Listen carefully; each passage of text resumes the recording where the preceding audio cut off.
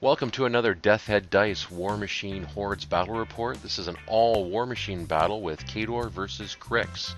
So we'll start off by looking at Ben's 20 points of Cryx. He brought 2 Deathripper, these are the little jacks that act as arc nodes, as well as a Slayer, which I believe is a heavy jack, or a death jack, or whatever they call the Cryx do theirs a little bit differently. We've got a full max unit of Bane Knights. These are the guys with Reach and Ghost, I believe, as well as Weapon Masters. So they bring the pain. He also brought a Necrotech and 1 Scrap Thrall, which is the Walking Bomb, as well as he's leading this band with Warwitch Deneghra. So we'll take a look at Les's 19 points of Khador. He's brought 2 heavies. He's got the Juggernaut or Juggy on the left and the Drago character jack. If you want to see how he was painted, just click on the little link for the tutorial, since I'm the one who did that. He's leading this list with Vlad.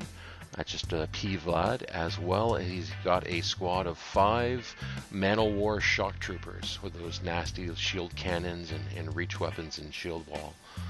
So we'll roll to see who goes first. And Les wins the roll-off, but opts to have Ben set up first.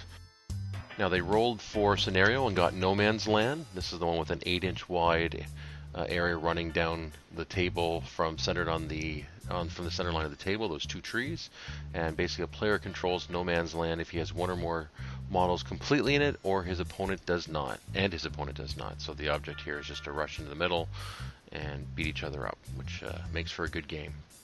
So we'll move on to start off with Ben's Cryx TURN1. So he starts off by allocating focus to his Warjacks, so 1 each to the 2 Deathrippers and to the Slayer. I think he's going to invest in some tokens rather than having to rely on dice next time.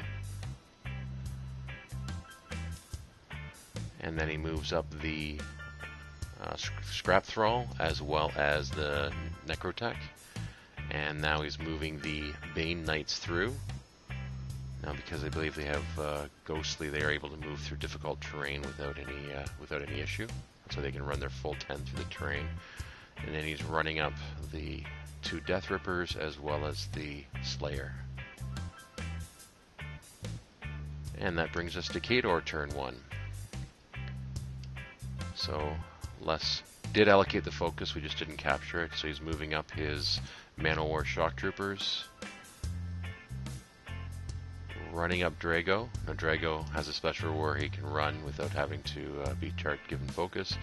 And then he moves the Juggernaut up as well, which he did allocate focus to, we just didn't capture it. So end of a very quick turn 1. You just see that they're moving towards that No Man's Land area.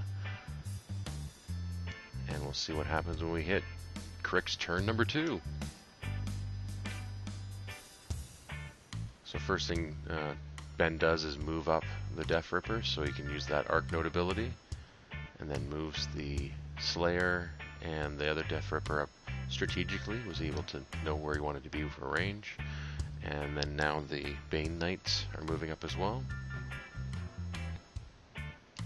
And then there's that Necrotech and Scrap Thrall again. Now Deneghra's going to move up. She's going to cast Crippling Grasp onto the Man-O-War, and he boosts it, manages to hit. And he follows up with Venom through that same Deathripper arc node, and he managed to hit 2 with that 8-inch spray. First one hits, but fails to wound, even with the Crippling Grasp.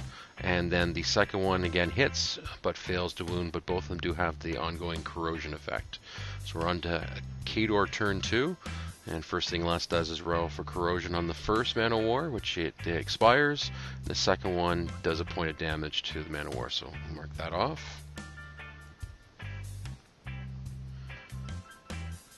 And now he's moving the Man-O-Wars up. Now because of that Crippling Grasp, he's limited his movement by 2 inches, so they can only move 2 inches. So he's firing with the shield gun. It's a high defense creature, so Jack, so it took a lot, and he did miss. He moved Vlad up. I cast Boundless Charge onto the Juggernaut, and then decided to charge the Juggernaut up into those Bane Knights, sorry. And boosts the first hit and squishes the first Bane Knight, and then does the same second attack using boosting that one as well, and that one took out the other Bane Knights. So and then he moves Drago up into the no man's land. So we're now at the end of turn 2. We'll do a quick flyby. As you can see, Les is moving his stuff forward. If you look at the 2 trees in the middle there, 4 inches on the other side, the entire length of the table is that no man's land. So right now, Les has got both Drago and his Juggernaut in there, and you can see Ben's bringing up all of his guys forward fairly quickly. So click on the link to see part 2, and if you have any comments, suggestions, rule corrections, if we did anything wrong, feel free to comment below, let us know. Also, if you like these videos, please subscribe and like. The more subscribers we get, and that way we know people want to see them and we keep doing them. I've had a fair number of subscribers over the last month or two, so really appreciate all the new people who are watching this. If you want, we do have a Twitter account, so you can follow us at Twitter at DeathHeadDice. And we'll click on the link for part 2, and we'll see you soon.